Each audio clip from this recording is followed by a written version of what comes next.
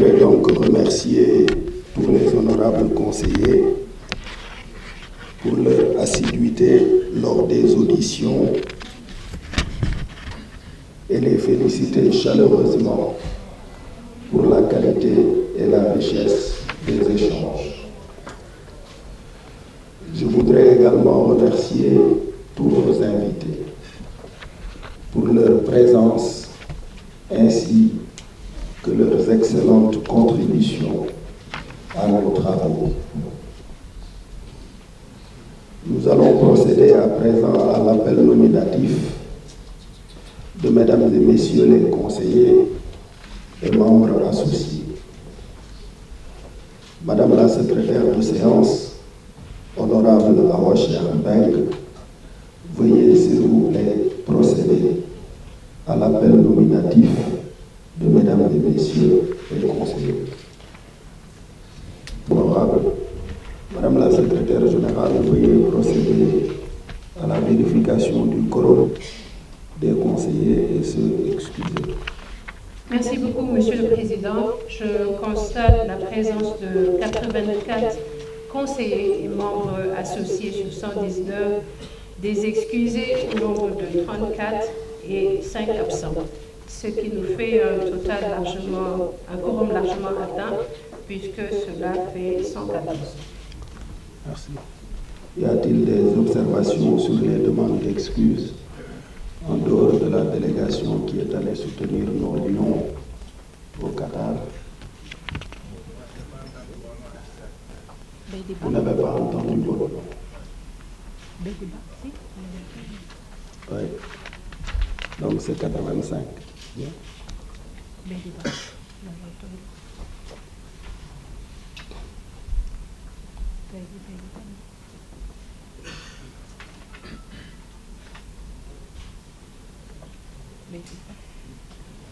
Si, elle a dit c'est bon. Excellent. Donc, excusez. Conformément à l'article 2 du décret 2022-1837 du 3 octobre 2022, nous pouvons donc valablement délibérer. Peut-être essayer avec ça. On va essayer encore. C'est bon.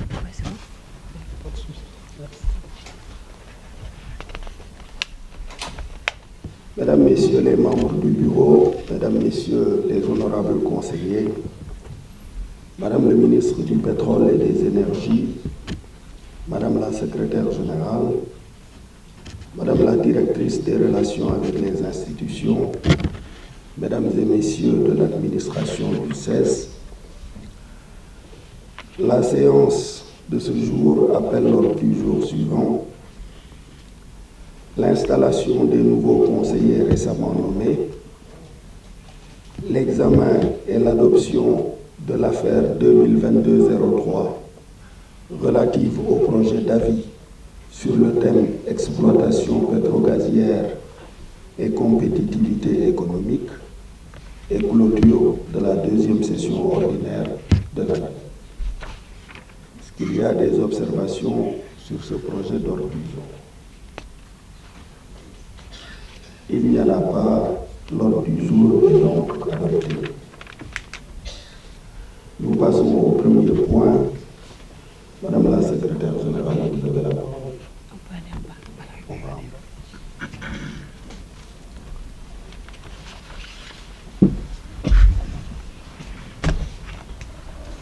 Son Excellence, Monsieur Macky Sall, a nommé Monsieur Ousmane Diop au rang de conseiller en remplacement de Monsieur Karim Sen.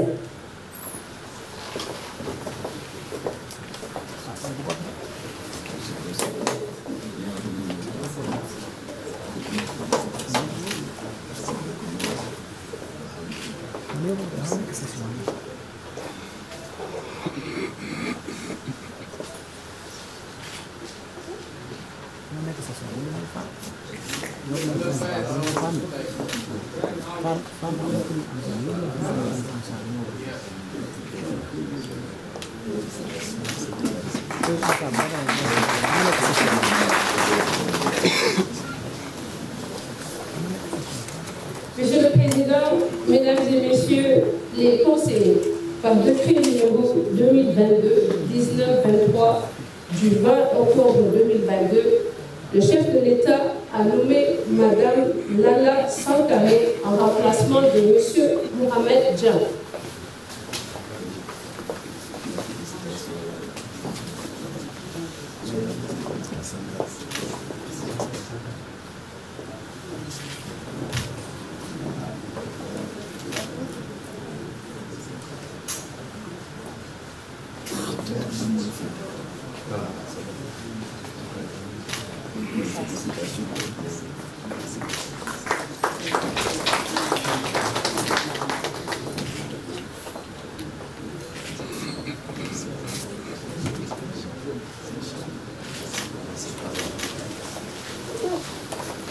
Monsieur le Président, Mesdames et Messieurs les conseillers, par décret numéro 2022-1923 du 20 octobre 2022, le chef de l'État a nommé M. Adama Gaye en remplacement de M. Moustapha Pierre Claver Blanc.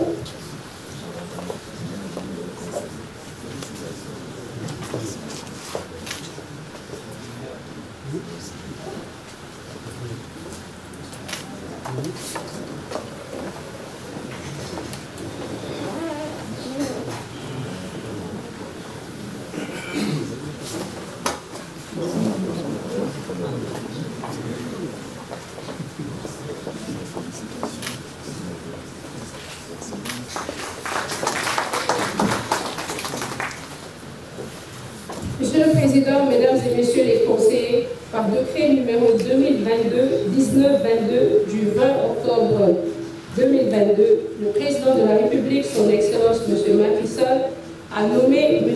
Oumar Thiam, membre associé de notre institution.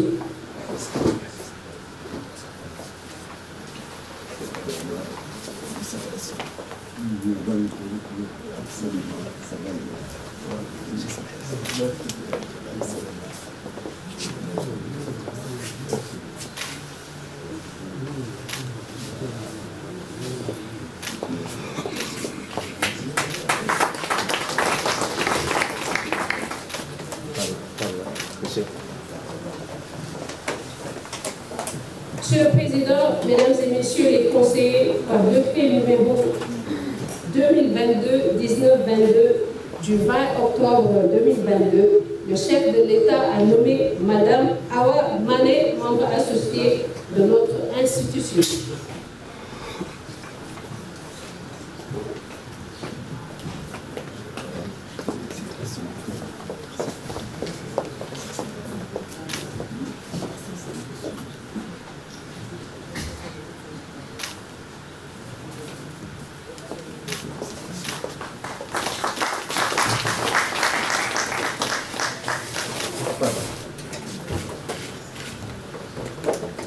Monsieur le Président, Mesdames et Messieurs les conseillers, par décret numéro 2022-1922 du 20 octobre 2022, le chef de l'État a nommé M. Abdoulaye Diaye, membre associé de notre institution.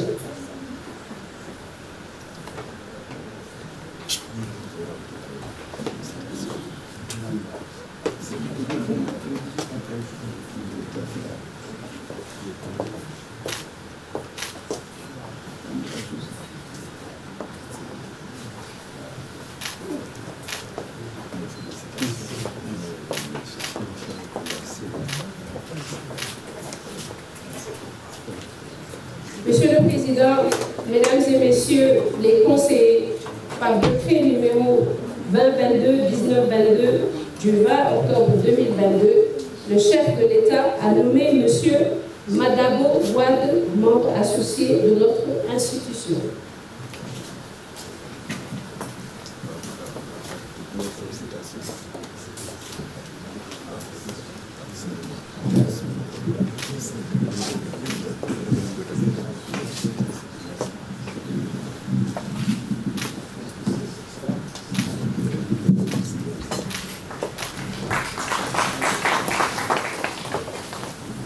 Monsieur le Président, Mesdames et Messieurs les conseillers, par décret numéro 2022-1922 du 20 octobre 2022, le chef de l'État a nommé M. Fallou Fall, membre associé de notre institution.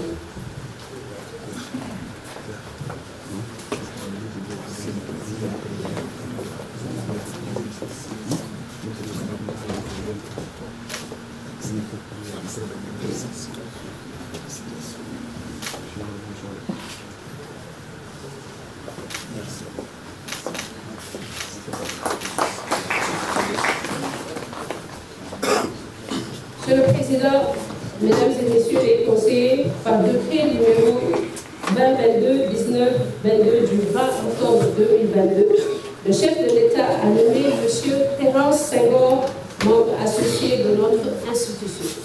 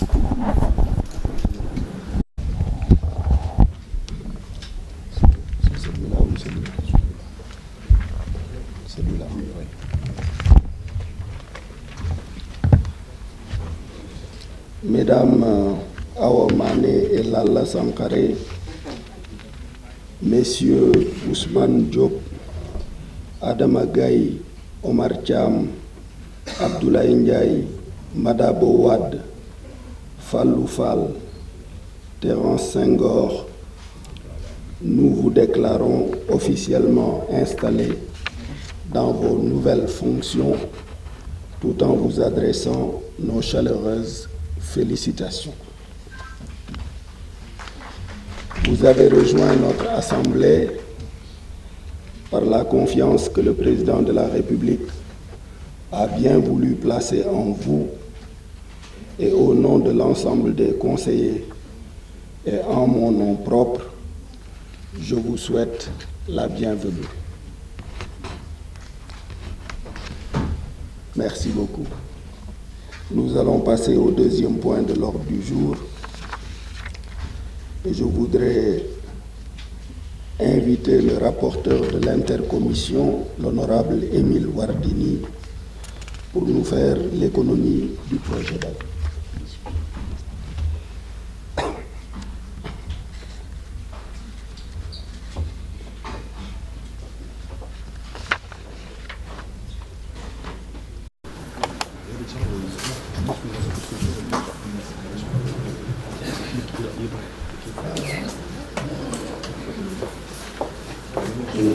Monsieur le Président du Conseil économique, social et environnemental, Madame la ministre en charge du pétrole et de l'énergie, Madame la directrice des relations avec les institutions, Madame la secrétaire générale du Conseil économique, social et environnemental, Messieurs les membres de l'administration du Conseil économique, social et environnemental, Messieurs à la presse, chers invités, honorables collègues,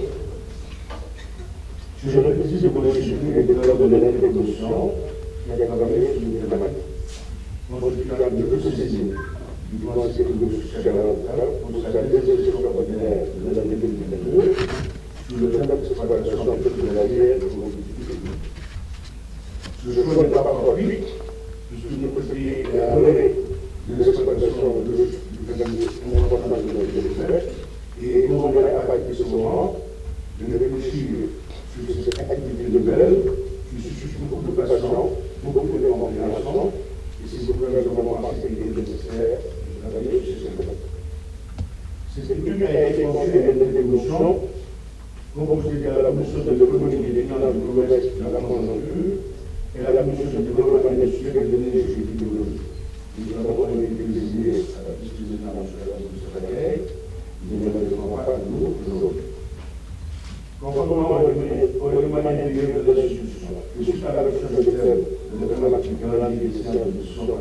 dernière, les échanges entre les conseillers et les représentants des deux institutions ont porté entre autres sur l'analyse des instruments juridiques institutionnels pour mise en place de la compétitivité économique du pays dans un contexte d'exploitation pétrolière. La formulation de recommandations adaptées sur le nouveau enjeux et les défis pour maintenir la trajectoire de croissance économique du pays dans le plan sénégal de développement. Au total, 43 structures d'horizon d'hiver ont été auditionnées et 2 visites effectuées sur le site de la Société internationale du parc industriel et de l'énergie. L'avant projet de loi a été partagé et enrichi dans l'intercommission avant d'être soumis au bureau, à la conférence des présidents et à la plénière pour examiner la discussion. Le présent est structuré dans 2 parties. La première, analyse le cadre légal, réglementaire, institutionnel, des politiques, programmes et projets en cours, ainsi que les défis, enjeux et nouvelles opportunités. La seconde partie, quant à elle, est consacrée aux recommandations formulées pour la consolidation des acquis de l'adoption de nouvelles organisations stratégiques visant à l'amélioration de la compétitivité économique amorcée dans le cadre du plan Sénégal de développement. La première partie de ce lieu va démarrer avec l'analyse du cadre légal, réglementaire, institutionnel, politique et des programmes de projets en cours. Conformément aux recommandations de formulées en 2017 par le CESE sur les enjeux et opportunités de gestion durable des ressources naturelles, visant à encadrer les découvertes pétrolières et gazières, d'importantes mesures ont été par la suite prises par l'État du Sénégal. L'objectif étant de renforcer le cadre légal alimentaire ainsi que la réorientation stratégique du politique, programme et projet de loi économique, social et environnemental. Au titre du cadre légal alimentaire, ce qui vous retenez, c'est que la Constitution en son article 25 alinéa 1 stipule de manière claire que les ressources nouvelles appartiennent au peuple, qu'elles sont utilisées pour l'amélioration de ses conditions de vie, l'exploitation et la gestion de ces ressources devant se faire dans la transparence et de façon à générer des croissances économiques, à promouvoir le bien-être de la population en général et à être économiquement durable. Ces dispositions ont été complétées par le texte, notamment le code économique et ses annexes, la loi relative au contenu local dans la section de l'agriculture, le code gazier, dans le décret de prévention de l'achèvement, la loi relative à la répartition et à l'amendement de la gestion des déchets issus de l'exploitation de l'agriculture, le décret 2094 du 28 octobre 2020 qui modifie le décret 26 15 octobre 2006, rajoutant sur la liste des structures membres du trust pétrolier la société civile pour les commissions publiques. Le décret 2021 1145 du 7 septembre 2021 concernant la composition du gouvernement en toute société civile et ses fonctionnements.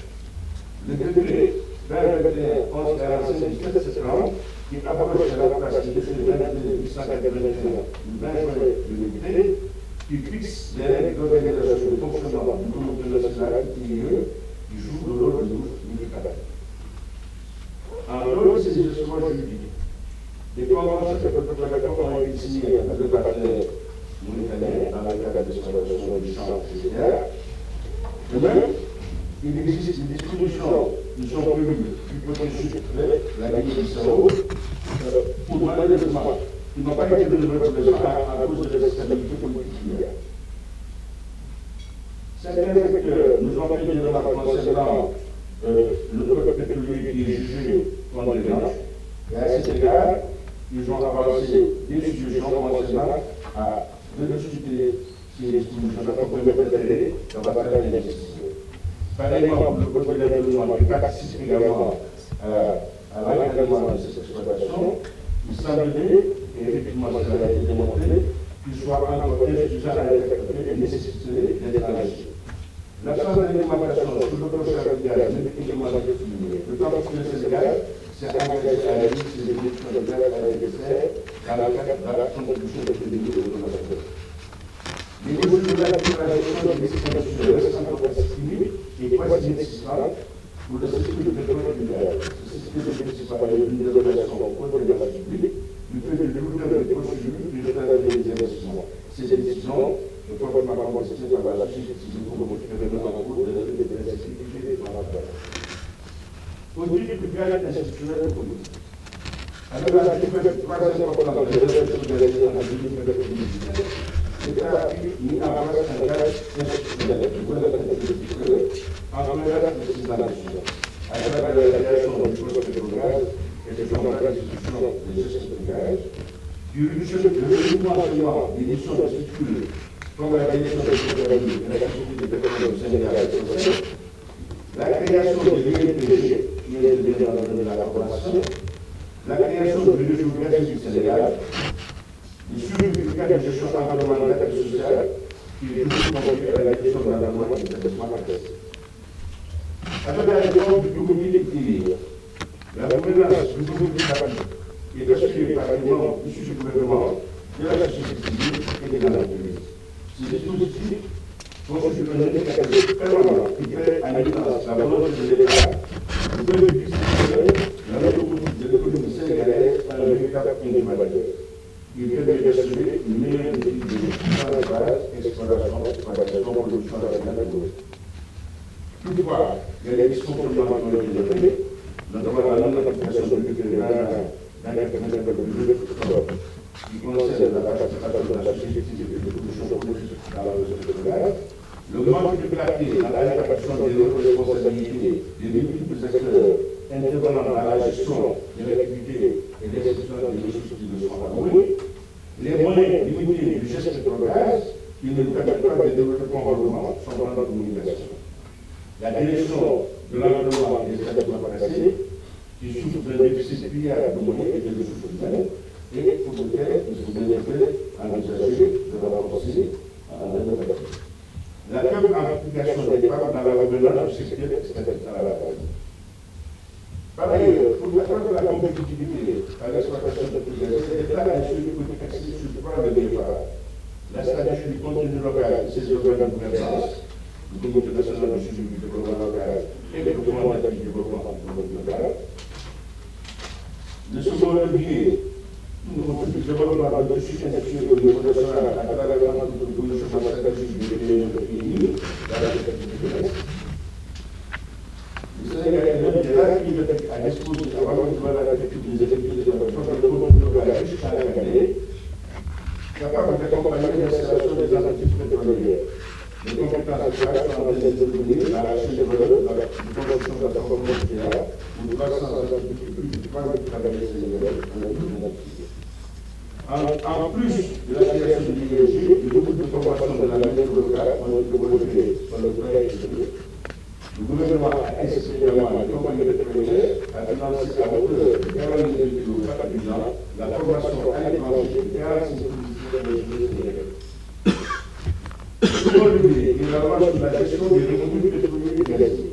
Il définit des orientations stratégiques pour mitiger les risques en économie et orienter le capital de la dette générale, le financement de projets structurants en cohérence avec le PSE, mais aussi préparer à la professionnalisation pétrolière. Le troisième levier, qui est la valorisation industrielle à travers la stratégie Gas Power, élaborée en 2018, et qui ambitionne une révolution énergétique devant le monde du pays en changement de paradigme dans ce stratégie de développement économique.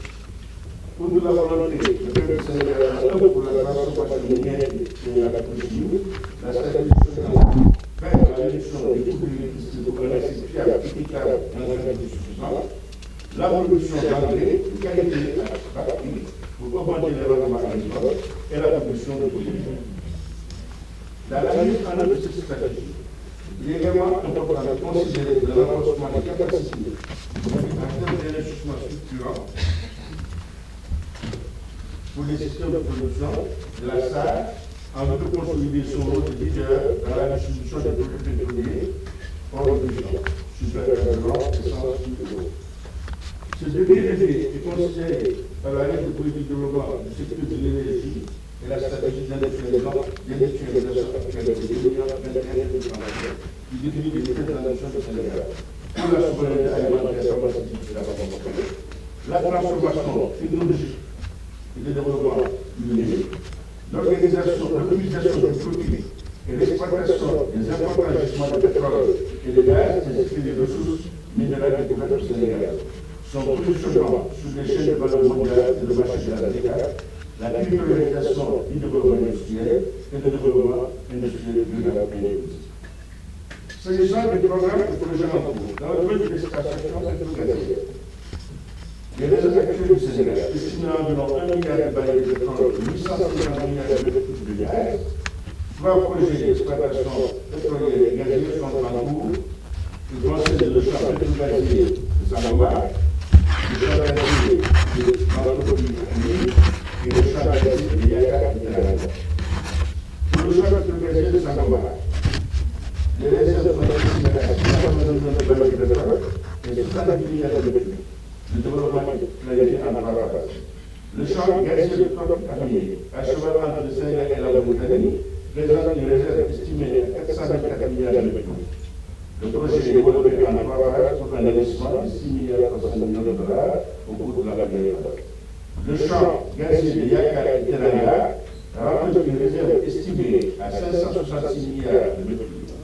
Le développement du projet se fera en plusieurs phases et la priorité accordée au marché domestique. L'enjeu majeur pour le Sénégal dans ces investissements, dont les propositions permettront de baisser de 30 à 40% le coût de l'électricité dans le pays. La stratégie Gaz to Power englobe entre autres un programme de conversion des centrales d'une capacité de 767 MW, soit un besoin en gaz de 115 milliards de mètres cubes et un coût prévisionnel de 60 milliards de francs CFA environ. Les réseaux prioritaires constitué par les segments de César Mboro, Tobel et Kabili du Sénégal, de doit être en même temps que l'année du gaz. De notre côté, le programme de développement des nouvelles centrales de gaz à l'horizon 2025 nous sommes en prévisionnel de 725 milliards de francs CFA environ. Les besoins en gaz à l'horizon 2027 sont évalués à environ 6 millions de mètres cubes, d'où la pertinence d'accompagner le programme de modernisation et d'extension de la chaîne de production de gaz. Au titre des mesures qui sont également prises, l'État a mis en place une agence pour la promotion des sites industriels qui comptabilise à son actif un domaine industriel à Delnado, une plateforme industrielle à Delnado, un portefeuille de 23 projets publics et autres infrastructures pour la réalisation du club minier régional qui est le Moutaba Dakar Est pour un coût total de 509 milliards, dont 379 dédiés aux infrastructures, 120 milliards pour la réalisation des projets et 10 milliards pour le coût des réseaux. Ces moyens déployés pour préserver le potentiel économique de ces projets ne s'entendent pas au cadre de gestion environnementale et sociale. Même si l'État garantit la réalisation systématique d'études d'impact environnemental avant le démarrage des activités, la question du suivi des plans de gestion environnementale et sociale demeure de plus en plus prégnante. C'est ce qu'il n'enlève rien à la pertinence de certaines initiatives en cours, telles que l'évaluation environnementale stratégique du système de gazier offshore et onshore lancé le 14 juin 2022 au début du doucement, la conception de l'atlas de l'environnement marin offshore, le développement du programme d'immersion des sites artificiels par les opérateurs pétroliers de Moussai, le développement du programme d'investissements sociaux et de réduction des conflits liés au respect des zones d'exclusion et des péchés. Cette dernière initiative laisse entrevoir l'impact considérable de l'exploitation pétrolière et gazière pour l'âge du Sénégalais sur l'activité économique et monétaire de pétrole, qui vient s'ajouter à la diminution drastique et continue des débattements journaliers observés au cours des dernières années, ainsi que le déséquilibre de la balance de l'exploitation commerciale en développement du marché local. Les enjeux des pays de opportunités. Concernant les enjeux électriques, l'exploitation des hydrocarbures est devenue de fait source d'enjeux énergétiques avec un fort impact sur la compétitivité économique des économies de l'UEMOA au regard des enjeux énergétiques en Afrique. Les découvertes pétrogazières au Sénégal offrent de réelles opportunités pour le développement du pays en une génération, 25 ans, et le règlement du problème crucial de l'emploi des jeunes à travers des solutions radicales à grande échelle. Concernant les enjeux diplomatiques et économiques, les accords de coopération signés entre le Sénégal et la Mauritanie dans le cadre de la mise en œuvre du projet Grand Tour de Camille consolident des relations séculaires entre les deux pays. En plus des conséquences positives sur le plan diplomatique, l'exploitation pétrogazière va permettre d'accroître les deux pays, de rééquilibrer le budget national et de réduire la dette publique. Celle-ci va cesser de ces 10 dernières années, du fait de la réalisation de grands projets d'infrastructure et la mobilisation de sites intérieurs pour assurer le financement des programmes soutenus par les partenaires publics. Les enjeux socio-économiques, les interrogations des acteurs de l'économie nationale, notamment ceux évoluant dans le secteur de la pêche, sont multiples. Le secteur de la pêche est vital pour l'économie. Pourvoyeur de débit, 22% du PIB, 20% des exportations, que fournisseur de 60% des protéines d'origine animale. C'est un secteur extrêmement important parce que le capital est aujourd'hui 25 000 pirogues artisanales, dont près de la moitié sont agricoles. Ces impacts sont relatifs au droit d'usage et à la restriction des zones de pêche liées aux installations pétrogazières en offshore, à la diminution drastique des contenus des débarquements journaliers, au risque de pollution de la mer, au manque à l'administration de la pêche et à la violation régulière des exploitations actives dans le pays. Il est évident que le manque de connaissances avérées sur l'état de la diversité biologique de l'environnement et d'informations sur l'environnement ne rassure pas sur la capacité de l'État à assurer une gestion durable des ressources renouvelables en notre corps. Il est désormais établi que le centre de gravité des économies nationales bascule progressivement vers le gouvernement électrique. Les déficits budgétaires importants en environnement socio-économique sont de plus en plus divers et complexes et les réponses attendues sont également de divers domaines. Elles appellent une collaboration interadministration et un renforcement de capacités opérationnelles pour répondre efficacement aux multiples défis en dépit de tous les efforts consentis par les autorités durant les dernières années. En dehors de la pêche, d'autres secteurs de l'économie comportent des enjeux à considérer. La sensibilisation des populations et l'intégration dans tous les processus de mise en place des activités liées à l'exploitation des ressources pétrolières demeure cependant un facteur de succès pour le développement de tous les secteurs de l'économie. Les défis liés à la compétitivité. Aujourd'hui, le défi majeur est de transformer les découvertes pétrolières et gazières en une opportunité de développement favorable au changement structurel, à la compétitivité, à la croissance durable en entreprenariat, au profit exclusif des populations actuelles et aux générations futures. La compétitivité économique de nos pays s'apprécie à partir de ses performances sur un nombre bien déterminé de filières. Depuis 2014, malgré la dynamique engagée à travers le PSE, avec ses 27 projets phares et différentes réformes, les investissements consentis n'ont pas encore permis de restaurer l'équilibre de notre balance commerciale, structurellement déficitaire depuis 1963. En 2019, le coût des importations de biens est évalué à 4 745 milliards de francs CFA et les exportations à 2 550 milliards, même si, au niveau des services, la tendance est excédentaire. 764 milliards pour l'exportation et 514 milliards pour l'importation.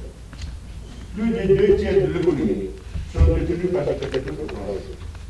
Le déficit budgétaire actuel est évalué à plus de 2200 milliards, avec une dette globale de plus de 9 000 milliards CFA. Le nombre réel d'emplois formés créés par an est de 17 000 sur un besoin de 300 000. À cela s'ajoute l'exportation de la plupart des matières premières et des ressources minières. D'où la pertinence d'engager une réflexion plus soutenue sur le ciblage stratégique des filières à forte valeur ajoutée, où le Sénégal pourrait devenir compétitif, et la définition d'une stratégie spécifique par filière, ainsi que la mobilisation des moyens publics pour une mise en œuvre rigoureuse de stratégie pour le public. Pour ce faire, outre le déblocage des fonds d'investissement, l'État doit miser sur une administration bien préparée et une mobilisation des banques pour l'accompagnement du secteur privé national. Le seul problème est que les sociétés locales sénégalaises évoluant dans le secteur du pétrole et du gaz n'ont pas encore d'activité liée dans les projets d'exploitation pétrolière en cours. Pour une plus grande compétitivité des entreprises du droit sénégalais et l'optimisation de leur capacité à tirer profit de l'exploitation pétrolière, la loi sur le contenu national et ses différentes applications garantissent le transfert de technologie. Le projet du port minéral Ibani contribue à l'accroissement des capacités d'exploitation. Les défis au niveau de la transition énergétique. Le pétrole est la première source d'énergie dans le monde depuis les années 50 et la matière première du secteur de l'industrie. Le gaz naturel est la source d'énergie fossile qui a connu la plus forte progression depuis les années 70 et représente le 5e de la consommation énergétique mondiale. Aujourd'hui, alors que nous parlons, 600 millions d'Africains n'ont pas encore accès à l'électricité et 930 millions ne disposent pas de combustible propre à la cuisson selon le rapport de la Fondation mondiale. Ce déficit est très gros. C'est que l'électricité entrave la compétitivité et les disponibilités et pour au continent environ 2 à 4% du produit intérieur par an. La hausse de la demande énergétique est inévitable sur un continent international de faire du commerce intracontinental le moyen essentiel du développement durable à travers la ZDK et dont la population de respecter l'électricité à 2050 et vivre l'électricité à 2050. Dans le cadre de cette exploitation la marche du Sénégal de la sécurité énergétique passe nécessairement par l'adaptation de sa politique dans ce domaine. Le Sénégal a d'énormes potentialités pour développer une économie bas carbone du fait de son potentiel de production d'énergie renouvelable solaire au lieu de terre, ses ressources pétrolières, gazières et minières, et ses secteurs importants, très intéressants pour la production d'hydrogène, d'ammoniac dans l'agriculture et d'acides graves à travers l'industrie manufacturière.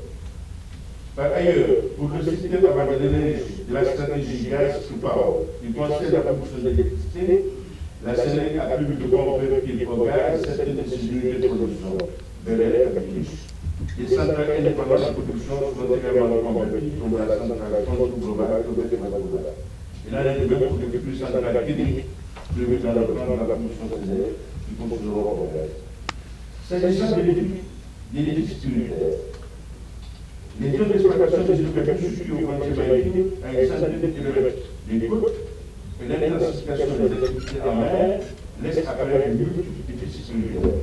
Sur le plan de la diplomatie, pour réussir un accord dans la zone commune de la Guinée-Bissau, en administration actuellement, sûreté avec l'augmentation de la violence en mer, le risque de brigandage, attaque de navires de soutien, piraterie et autres, gouvernance avec la diversité des secteurs et l'expansion de la pêche, avec les acteurs privés dans l'utilisation des alternatives, encadrement de l'usage de la force en mer, besoin d'une meilleure coordination de l'action de l'État en mer. En matière de gouvernance des ressources naturelles, il est désormais établi que l'implication des acteurs nationaux est une composante essentielle des mesures prises par l'État au même titre que la répartition des revenus aux populations.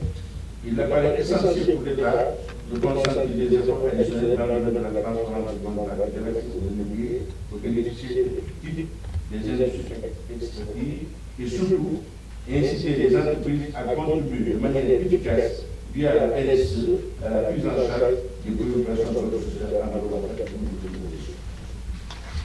S'agissant des limites d'opportunité, l'exploitation du pétrole et du gaz offre au Sénégal de nombreuses opportunités. C'est le succès d'entrée de ce international.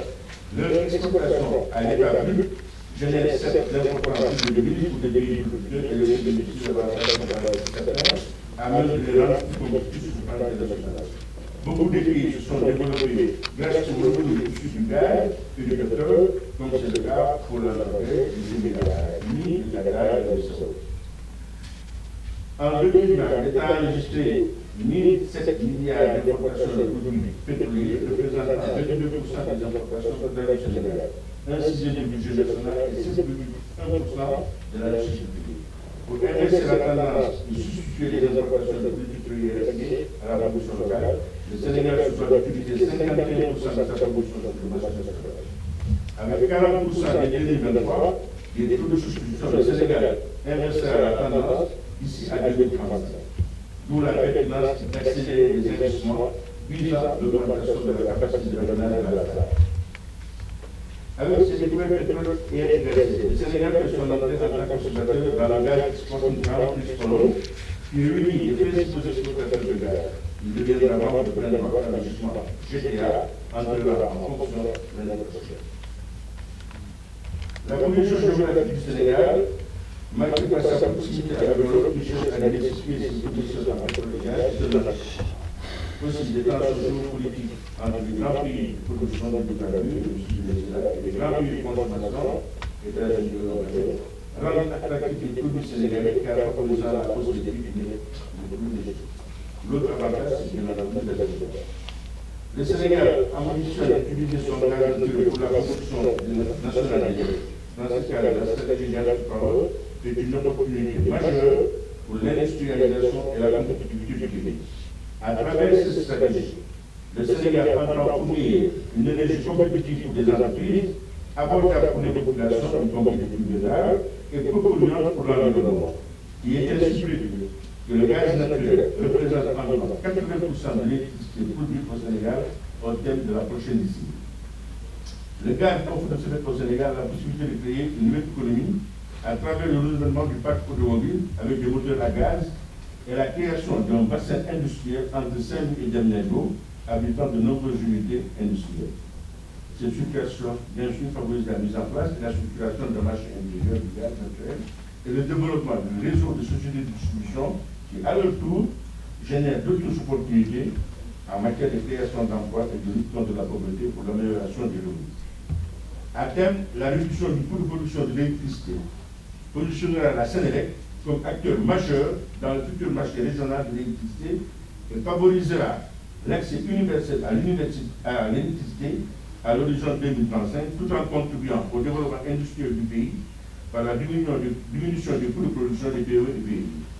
Elle assure en même temps une contribution positive à la réduction des émissions de CO2 ainsi qu'au développement de réseaux virtuels par exemple pour engendrer des potentiels clients hors du réseau RGS. La restructuration de Petrosen en holding avec ses deux filiales spécialisées, Petrosen Exploration et Production, Trading et Services, offre au Sénégal la possibilité d'envisager l'exploitation des 22 groupes non encore affectés en plus de nombreuses opportunités pour le bassin. Enfin, les opportunités de l'économie sociale et solidaire dans la contenu local. L'exploitation du pétrole et du gaz devrait impacter sans doute des mobilités de population et cela peut se matérialiser par des pertes d'activité. Toutefois, il pourrait générer de nouveaux types de métiers qui seront le plus souvent exercés par les acteurs de l'économie sociale et solidaire. À ce titre, et conformément à l'un des objectifs du PSE, qui est de libérer le potentiel de l'entreprise sociale et solidaire, la loi sur le contenu local offre une belle opportunité de prendre à partir de ce modèle d'entreprise. L'économie sociale et solidaire pourra jouer un rôle capital pour le renforcement de la productivité économique du pays par l'application effective de certaines mesures, comme la structuration des actifs du secteur informel, le renforcement des capacités des entreprises locales, l'allocation de ressources conséquentes pour organiser, accompagner et encadrer les acteurs du secteur de l'économie sociale et solidaire. Les revenus issus du pétrole et du gaz, en termes de recettes budgétaires, sont en deçà de celles provenant de la fiscalité. Ainsi, les choix en matière d'investissement doivent être bien pensés, bien orientés et durables pour profiter aux générations futures. Il sera essentiel d'investir dans des économies collectives couvrant des secteurs tels que la pêche, l'agriculture, la transformation agroalimentaire, qui concernent plus de 60% de la population sénégalaise. D'après les études menées par l'Institut de la gouvernance des ressources naturelles, l'information est essentielle pour une bonne prise en compte des besoins prioritaires des femmes politiques et une gouvernance inclusive et consensuelle dans l'intégrité. C'est au vu de tous ces constats que le Conseil économique